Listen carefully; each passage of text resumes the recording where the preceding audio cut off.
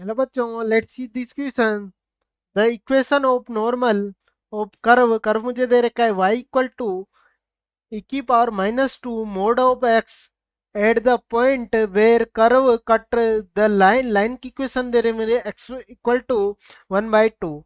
तो बच्चों मेरा ऑप्शन नंबर है वो है 2e bracket e x plus 2y equal to e square -4। बच्चों मेरा ऑप्शन नंबर बी है वो है 2e bracket e x -2y equal to e square -4। और बच्चों मेरा ऑप्शन नंबर सी है वो है 2e bracket e y -2x equal to e square -4। और ऑप्शन नंबर डी है नॉन ऑफ दीज। तो चलते हैं बच्चों इसके सॉल्यूशन पे। सॉल्यूशन के चलने के लिए मैं समझता हूँ की कंसेप्ट की इक्वेशन ऑफ की कंसेप्ट। बच्चों मैं समझता हूँ की कंसेप्ट की equation of normal of 8 point जिसके कोऑर्डिनेट हो x1 और y1 उसकी इक्वेशन क्या होती है बच्चों मेरे? होती है x माइनस। इक्वेशन क्या होती है बच्चों? y माइनस y1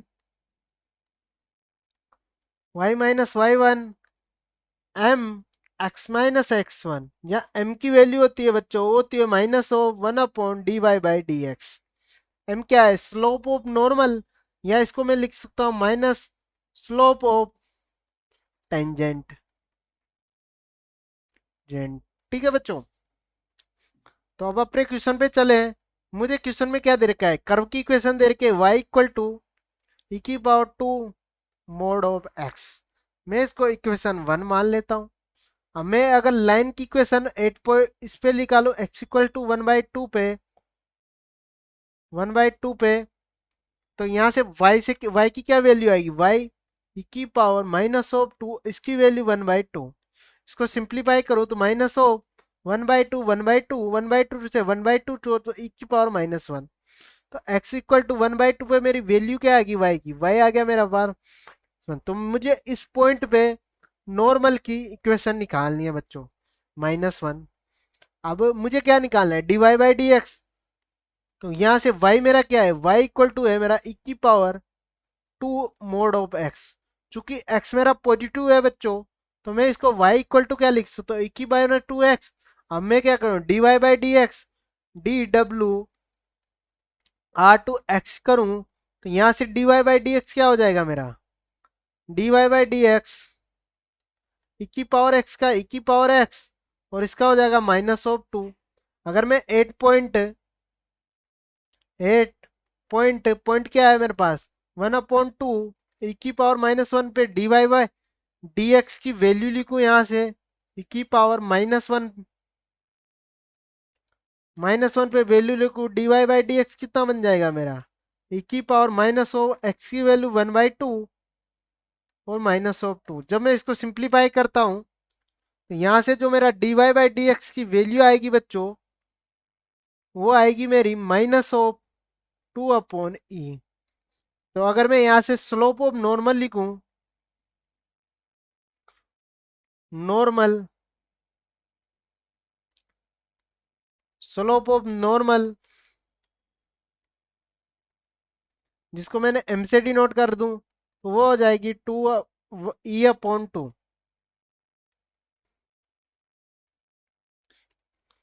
वो होती है बच्चों -1/dy/dx। अब यहाँ से dy/dx की वैल्यू अगर मैं रखूँ 2/e तो यहाँ से m की वैल्यू आएगी e/2। तो बच्चों मेरा m आ गया e/2 पॉइंट मुझे मिल गया। अब मैं यहाँ से नॉर्मल इक्वेशन ऑफ नॉर्मल लिखूं, इक्वेशन ऑफ नॉर्मल 8.1/2 और 1/e पे। तो ये क्या बनेगा बच्चों मेरा? x माइनस x1 की वैल्यू 1/2, इसकी वैल्यू u/2 और ये हो गया मेरा x माइनस x नहीं y माइनस y1। y1 की वैल्यू 1 और इसकी वैल्यू क्या है? e/2 और x माइनस 1/2। अगर मैं यहाँ से 2 को इधर मल्टीप्लाई कर दूं तो यहाँ से क्या हो गया? 2y और e कॉमन लेते हैं 1 - 2। ठीक है बच्चों, मैंने यहाँ से क्या इको एलसीएम लिया, टू को इधर मल्टीप्लाई कर दिया, तो ये ई स्क्वायर एक्स माइनस 1/2। अगर मैं यहाँ से टू को और मल्टीप्लाई कर दूं तो ये बनेगा 4y माइनस, यहाँ से क्या आएगा 4 ई स्क्वायर, और बच्चों ये क्या मेरा x-1। अगर मैं यहाँ से सिंप्लीफाई करूं y minus of E square minus of E square x, और बच्चों मैंने ये वाली टर्म को इधर ले गया तो यहाँ से बच गया 4 ई स्क्वायर। अगर मैं यहाँ से minus of E x common ले लूँ बच्चों तो ये बच गया ई माइनस, यहाँ से बच्चों क्या बचेगा एक्स नहीं, ओनली ई माइनस ई कॉमन ले लिया मैंने, तो यहाँ से तो मेरा क्या आएगा, यहाँ से बच्चों मेरा क्या बन गया माइनस ई मैंने अगर कॉमन लिया एक्स, और यहाँ से कितना बनेगा 4 टाइम्स वाई, माइनस यहाँ से कॉमन लूंगा तो ए स्क्वायर -4।